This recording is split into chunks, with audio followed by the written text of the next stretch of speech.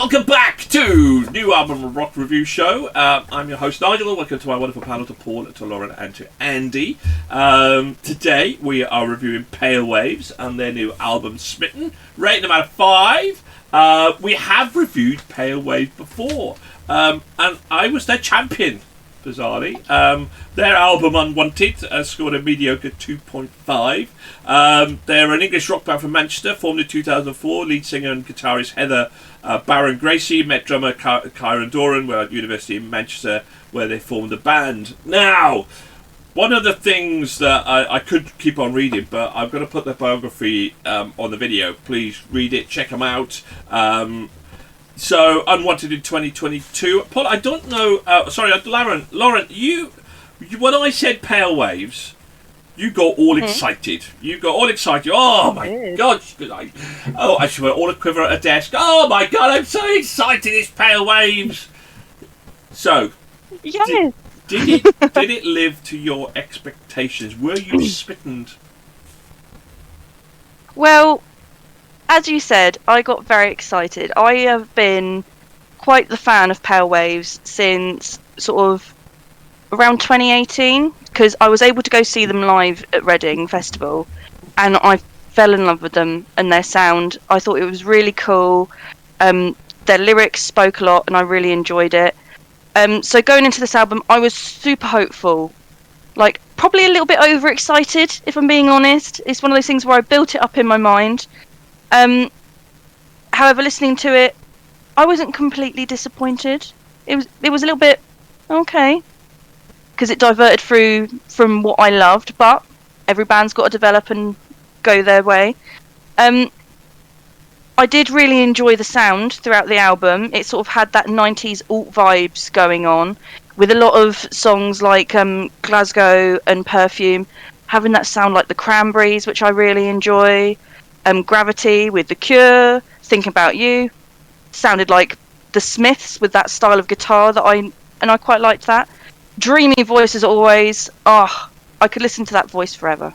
I just love it. Yeah, my main notes were 90s alt vibes, really nice voice, starting to veer away from the original sound, getting a bit more heavier into the poppy mainstream.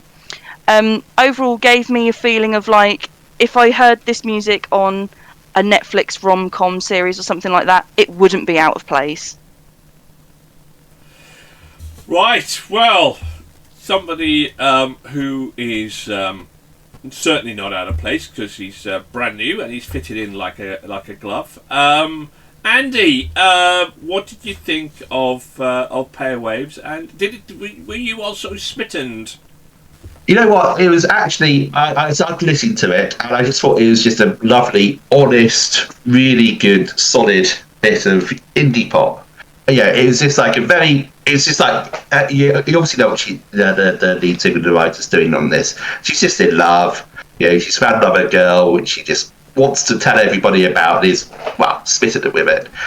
Yeah, again, with what Lauren said, there was lots of great vibes on there. You get the Cranberries in there for a bit, just vocally and sonically. It's just very 80s synth going in there. It was just lovely. I just actually really like the album.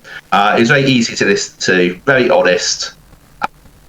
I enjoyed it thoroughly. And Nigel's voted it again. Yeah. So, Paul, honest, hardworking, and what about the album? Okay, a compliment. So when we reviewed Pale Waves previously, I believe the consensus was there was too much Avril Lavigne worship to the music and lyrics. They must have listened to our criticism, as this Manchester outfit have gone for a more alternative pop sound that seems a more natural fit. Even if it is rather simplistic in places. This would be fine for those looking for this sort of music. But I have to admit, I'd be looking for something a bit more solid than this pumpkin mush this Halloween. A bit scary. So I really liked that combination of that rocky prog rock kind of vibe last time, and I think I might have given it the higher score for Pale Waves and introduced them to a lot of people who really enjoyed it. So I was a little bit disappointed. I did enjoy the album, but I was also a bit disappointed that that they tried to become more mainstream, if that's the right word for it. I think they went. I think they lost the edge in terms of where I really liked them to be. But it was what held it together through the whole album was her voice. Her vocals are just stunning. Her delivery, everything about it is stunning, which for me kept my attention and kept me wanting to listen more, if I'm honest.